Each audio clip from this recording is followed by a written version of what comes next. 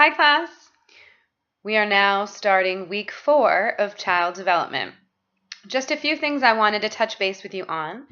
This week we're focusing a little more on toddler development. We're looking at parenting styles, theories related to linguistics and learning, and there's a TED Talk also for you this week to watch on language and learning. Pretty fascinating information this week. Please let me know if there's any issues with the video or with the online reading.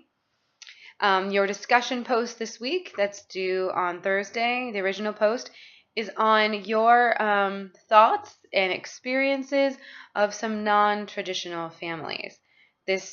What could fit underneath a non-traditional family could be so many different ideas.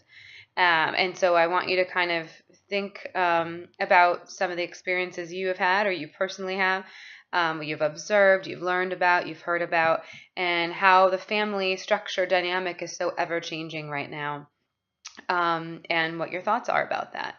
Again, please follow the rubric. Please continue to follow APA formatting and include other literature and citations in your discussion posts. Also, for your paper, we're having you do some more interviews again here. 2 different families you'll be interviewing, and it cannot be your own family. You're going to be comparing and contrasting family structure and parenting styles. There is a parenting styles worksheet for you to also complete this week, which is a really good guide in helping you with the paper. So it might, it's helpful to take a look at both before the interviews. The questions that are asked of you for the paper and that parenting styles worksheet, and use that as a guide. But I'll be looking for the paper to be submitted for your assignment for this week, as well as that parenting styles worksheet. And again, in this paper this week, not only the questions for the interviews to be provided and your own reactions, but to be following the rubric, to be doing a great job of highlighting the differences you noticed in the parenting styles and incorporating other literature to support your claims.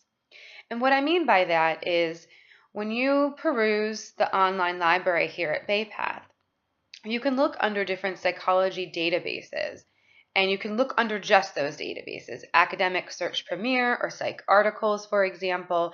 You can, filter through just those and type in keywords that are related to what you're looking for and see if there's any literature that you could pull into your paper to deepen your arguments or your key points or what you've noticed within these 2 families and what they've shared about parenting and their experiences in their family unit. Those are the types of empirical literature I'm usually speaking about or encouraging you to integrate. It's a lot more official. It has real research findings and data run by people who specialize in social research.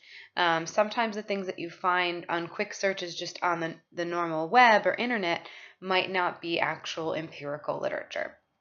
And there should be an actual author, date of publication, an actual name for the article or journal that it was published in. Those are the things that you'd be citing then throughout your paper or your post that's helping you follow APA formatting. And again, it's the last name of the author or authors and the year of publishing in parentheses at the end of that section or paragraph. Also, kudos to all of you who have also started thinking about the final paper and submitted any questions thus far. At this point, I hope that you've read the 2 articles and you've narrowed down the one that you want to critique. And some of you have had really great questions, some key things that I've seen across the board being asked. Your main goal for this final paper is to critique all sections of the research. So the hypotheses, the methods, which includes the types of participants and sample, the way they've recruited the participants, the methods or measurements that were used, the assessments or questionnaires, for example, and then the actual research methods or statistical procedures to analyze this data and come up with some hard, concrete results. Learning a little more about those regression analyses or something like that can help you read the chart or tables.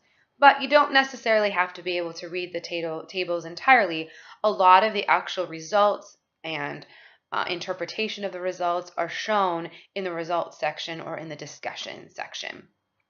So you're going to really do a great job following the rubric sort of going into detail about the pros and cons of this research. Don't forget to also, speak a bit about reliability and validity of the research. And then you're going to not only cite this actual article, and maybe on occasion citing a couple of the articles that article cited as well, but most importantly, including at least, another 4 or 5 other research articles that were not already cited in that original research. So you're going to do some of your own digging and research, and now is maybe a good time to start that process of maybe going on the online library and looking up some other research and articles you can read through that might be similar studies or studies that looked at similar elements of what was being studied in this article to compare and contrast. That is what we are looking for. This will help you moving forward years to come in being able to do like a lit review research, a literature review research of things that are out there in relation to this article to give you some more input on how sound was this study and how relevant are their findings. But, most importantly, also critiquing all the steps along the way with this research that was conducted by following the suggestions on the rubric.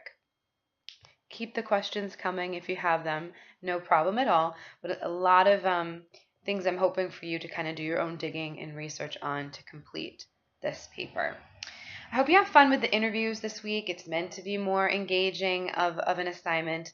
Let me know if there are any qualms or questions or concerns with anything thus far. I really appreciate the feedback, and I hope my comments to your papers and discussions have been making sense and have been helpful.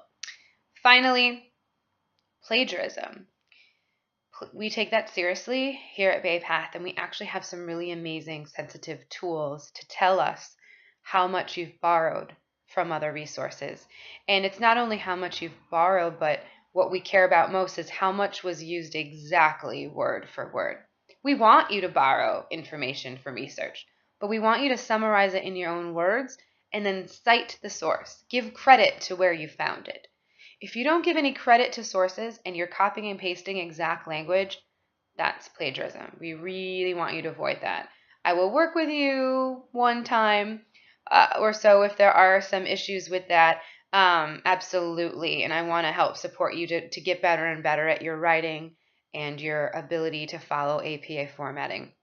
But of course, if there's multiple demonstrations of this, it is always our duty to have to report that. So just keeping in mind, try to check in.